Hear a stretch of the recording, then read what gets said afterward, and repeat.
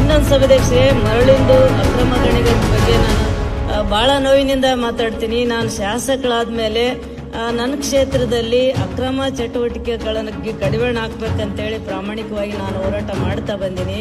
ಆದರೆ ಇವತ್ತಿಗೂ ಕೂಡ ಅದಕ್ಕೆ ಸಾಧ್ಯ ಆಗ್ತಾ ಇಲ್ಲ. ಯಾಕಂದರೆ ಬಹಳ ಸರಳವಾಗಿ ನನಗೆ ಒಂದು ಪೇಜಿನಲ್ಲಿ ಮಾನ್ಯ ಸಚಿವರು ಪೊಲೀಸ್ ಅಧಿಕಾರಿಗಳು ಕೊಟ್ಟಂತ ಒಂದು ಮಾಹಿತಿಯನ್ನು ಕೊಟ್ಟಾರ.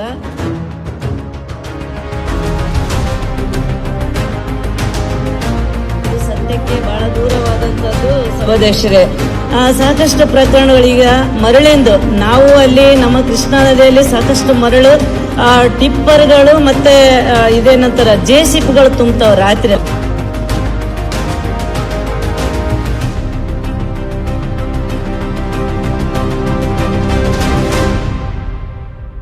ನಿಜವಾಗ್ಲೂ ಅಲ್ಲಿ ಯಾವ ತಂಡಗಳು ರಚನೆ ಆಗ್ಯಾವಷ್ಟೇ, ಯಾವ ತಂಡಗಳು ಅಲ್ಲಿ ಕೆಲಸ ಮಾಡ್ತಾ ಇಲ್ಲ.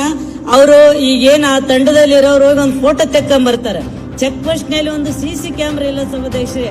ನಾನು ಹೋಗಿ ನೋಡಿದಾಗ ಅಲ್ಲಿ ಒಂದು ಇದೇನದ ಒಂದು ದಾಖಲೆ ಇಲ್ಲ, ಒಂದು ರಿಜಿಸ್ಟರ್ ಇಲ್ಲ, ಒಂದು ಸಿಸಿ ಕ್ಯಾಮ್ರಾ ಇಲ್ಲ. ಎಷ್ಟೆಲ್ಲ ಪ್ರಕರಣಗಳು ನಡೀತೇವೆ. ಇದರಿಂದ ಸಾಕಷ್ಟು ಸಾವು ನೋವುಗಳಾಗಿವೆ ಸಭಾಧ್ಯಕ್ಷರೇ. ರಕ್ಷಣೆಗೆ ನಾವಿದ್ದೇವೆ, ಪೊಲೀಸ್ ಇಲಾಖೆ ಇದೆ ಅಂತ ಹೇಳಿ ನಾನು ಭರವಸೆಯನ್ನ ಮೊದಲನೇದಾಗಿ ಅವರಿಗೆ ಕೊಡೋದಕ್ಕೆ ಬಯಸ್ತೀನಿ, ಮತ್ತೆ ಎಲ್ಲ ಶಾಸಕರಿಗೂ ಕೂಡ. ದೇವದುರ್ಗ ತಾಲೂಕಿನಲ್ಲಿ ಏನಾಗಿದೆ ಅಂತ ಹೇಳಿದ್ರೆ 23, 24, 25 3 ವರ್ಷದಲ್ಲಿ ಅಲ್ಲಿ ಬಹಳ ಅವ್ಯಾವಹಿತವಾಗಿ ನಡೀತಾ ಇದೆ, ಮರಳು ದಂಧೆ ನಡೀತಾ ಇದೆ.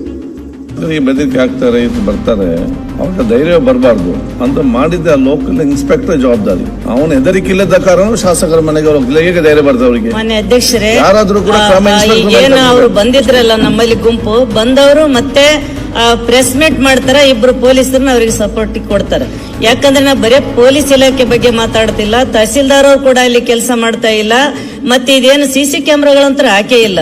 ಆ ಟಾಸ್ಕ್ ಫೋರ್ಸ್ ಕಮಿಟಿ ಅಂತ ಮಾಡ್ಯಾರ, ಅದ್ರಲ್ಲಿ ಯಾರು ಕೆಲಸ ಮಾಡ್ತಾ ಇಲ್ಲ. ಅಧ್ಯಕ್ಷರೇ, ಬಹಳ ದೊಡ್ಡವರೇ ಇನ್ವಾಲ್ವ್ ಆಗಿದ್ದಾರೆ ಇದ್ರಲ್ಲಿ, ಎಲ್ಲಾ ಪಕ್ಷದವರು ಇದ್ದಾರೆ ಅದ್ರಲ್ಲಿ.